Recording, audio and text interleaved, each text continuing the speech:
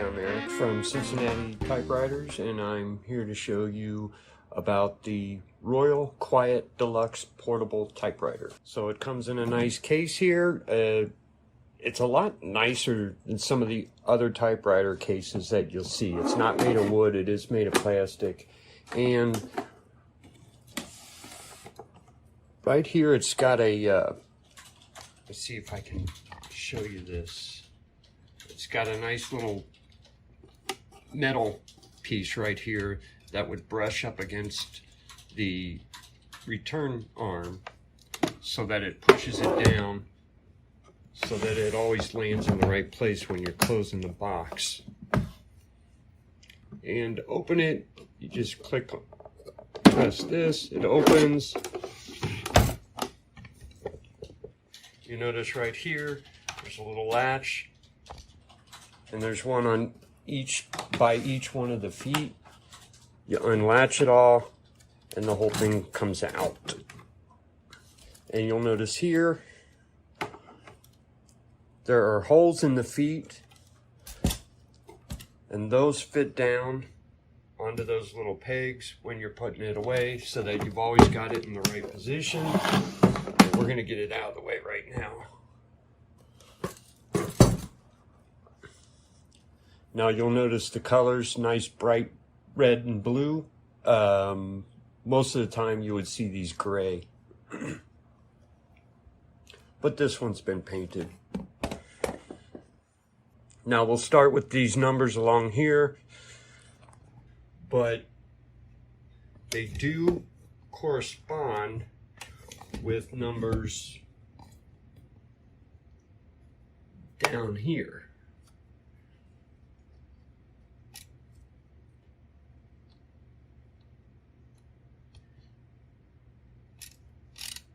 So,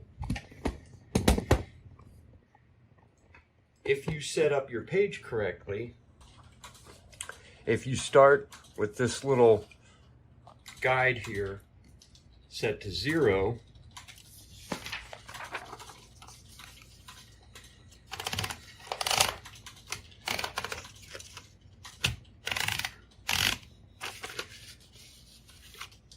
and we want to get the carriage here, if we want to put print here at number 10, as long as this guide is set up right, and then we move the carriage so that the numbers down at the bottom are at 10,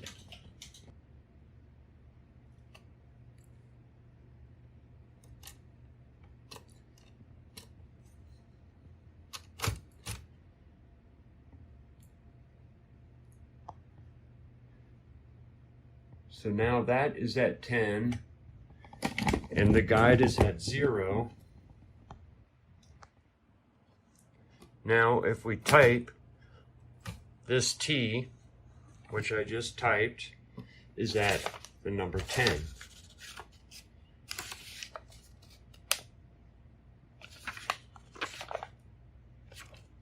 And that's what the numbers are for.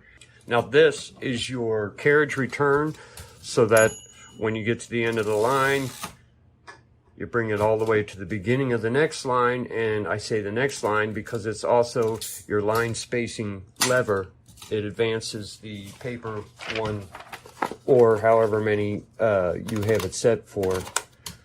1 line, 2 line, 3 lines, which I'll show you in a second.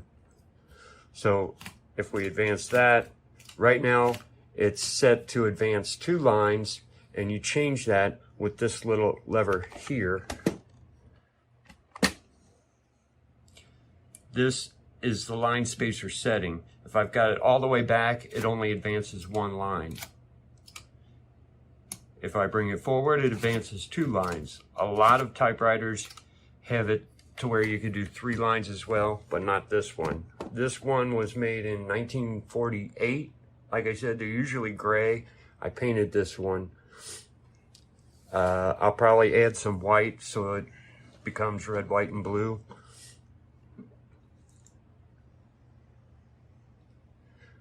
Now, this lever right here is a line spacing regulator, so that if we bring that forward, you no longer hear the clicks when I bring it up and down.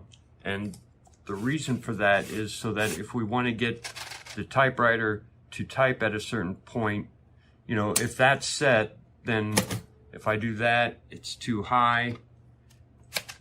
If I go online and do another one, it's too low. I want it right between there. So I release the lever and bring it back up a little bit.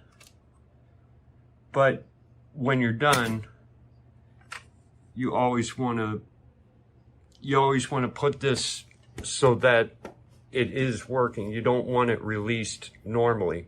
And that is because if we type a few things, advance to the next line, type some more, but now I decide, hey, I made a mistake up here. I could go exactly 2 lines and my spacing matches.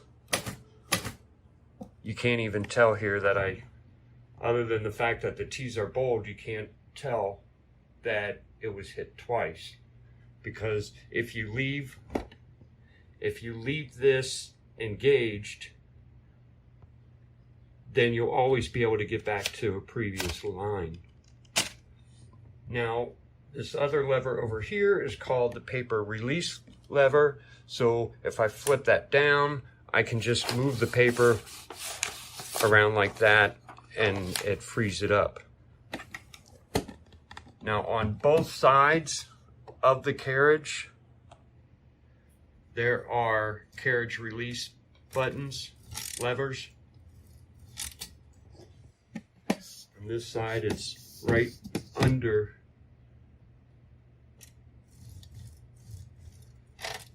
the return lever.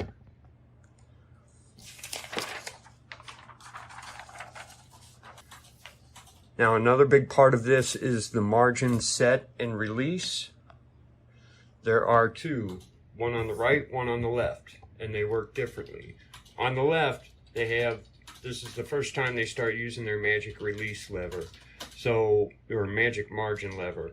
So I could pull this forward and set this to wherever I want, say here, and then let go of that. And now this is my margin point so that I can't go back beyond that. But if I want to move it, I just press it again, move it to where I want it. Let's say I wanted it at 10 so that my margin is at this 10, and now that's where it is. On the right side, I think they imagine that you won't really need margins on the right side because this will exactly fit an 8.5 inch paper if you start at the 0 here. If you have your guide set to 0, this will just exactly fit an 8.5 inch page. But if you wanted to make your margin in a little bit, you would pull this back and you'll notice a little thingy here with a button. You press it and you move it to wherever you want your margin to be. You'll notice the same thing exists over on the right side. It's just that when you want to change it, you don't have to press the button. You can use the magic margin. For example, watch.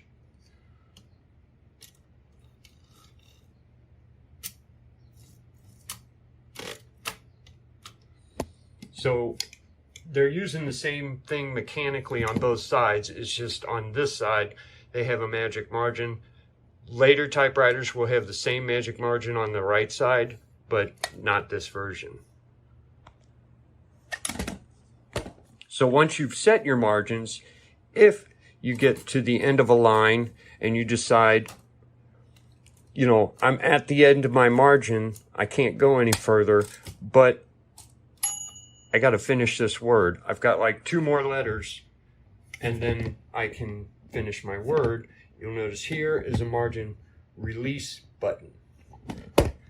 So if you've gotten to the end of your line, but you're not at the end of the word, you can hit the margin release and you can go ahead and type again. And then when you let go of the margin release, everything's ready to go back to where it was.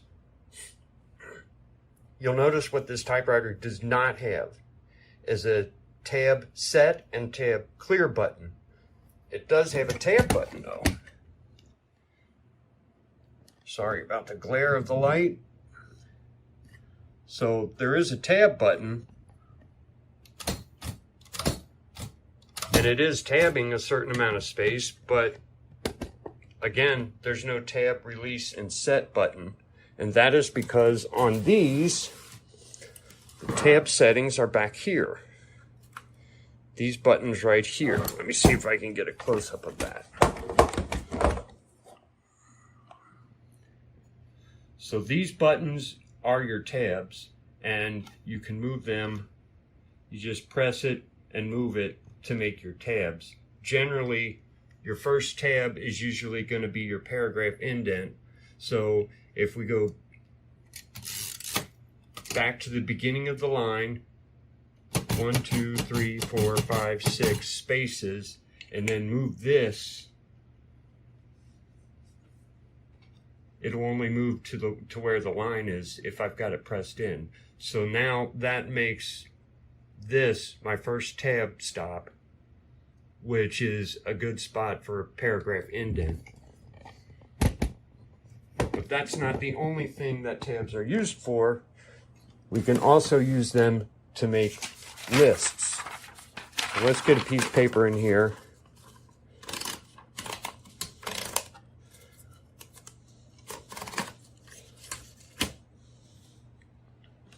Now, if I go back to the beginning, I hit tab once, and it goes to my indented paragraph if that's what I was doing.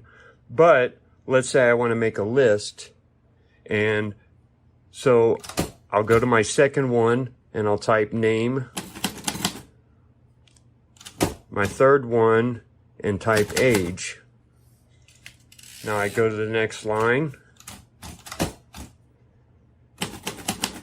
I'll type in my name, Eric, and my age, 30, or whatever I feel like I am that day. I'll use another name, Sam.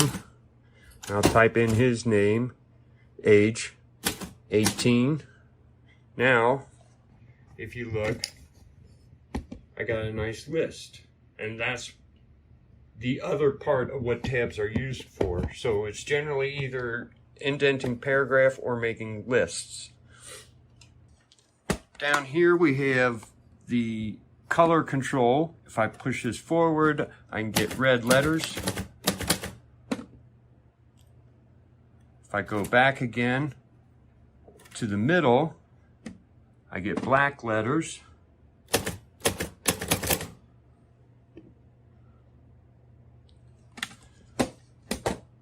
Now I could also pull it all the way to the right, and then I get no color. There's no ribbon action when I press the keys. The ribbon doesn't go up at all. Unlike if I've got it on black, you'll see the ribbon goes up as I press the key. And this is again with it all the way to the right. They used to sell correction slips where you would have kind of whiteout painted on a piece of paper, and you would slip the paper down in there and flip your ribbon setting to nothing, and then you would press the button and that would put a coating of whiteout over the letter you had just typed. That's what that's for. Generally, it's not used anymore.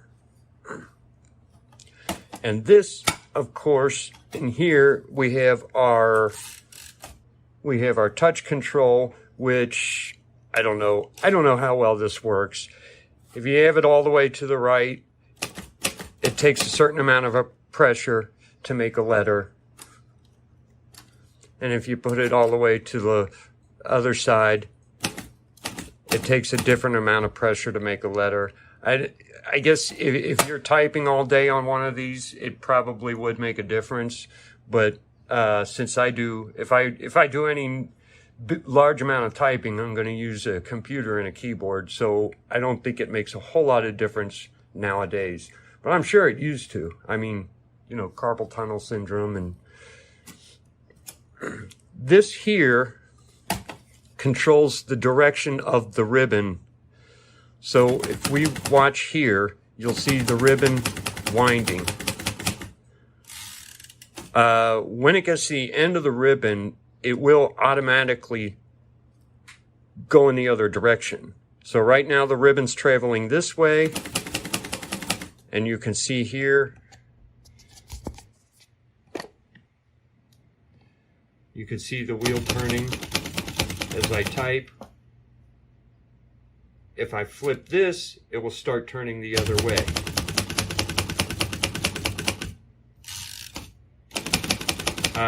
Sometimes with these old typewriters, the ribbon direction change doesn't work real well, and you'll notice your letters getting lighter and lighter. That's because you've gotten to the end of the ribbon and it doesn't switch directions automatically. You just got to make it switch with this. Most typewriters have something like this that you can press to change the ribbon direction. Now, of course, we've got all the letters. I apologize for the glare. You'll notice here it goes from 0 all the way down to 2. Doesn't have a 1. Typewriters used to not have 1s. And of course there's no exclamation point. Well, this is terrible. I wonder if we could get it over here so that we could see these letters better. That looks a little bit better. So again, we have no 1. And we have no exclamation point. If you want to do a 1, you would do lowercase l. And if you wanted to do an exclamation point, there's a trick to that. You would hold down your spacer bar so that the carriage didn't advance after this point, and type in Shift 8, which you can see the number 8, the shift there looks like that. You could let go of the shift, but still hold down the space bar and hit a period. So that is what an exclamation point used to look like.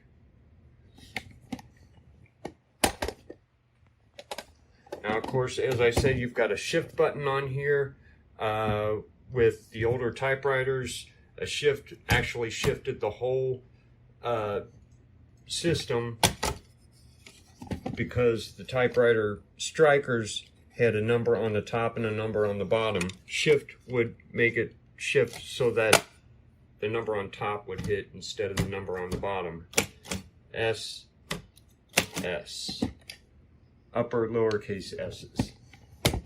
And of course you have a shift lock, which locks it down into place. Usually, if you press the shift lock and you wanted to unlock it, you usually have to press the shift right under the lock instead of this one. If I press this one, nothing happens. If I press this one, my shift pops back up. And of course we have a backspace button to get us back one space. If I wanted to make a bold letter, I could strike it 2 or 3 times, and that would make the letter nice and dark. We have a margin release, which I've already told you about. The tab I've already told you about. That is all the keys on this thing.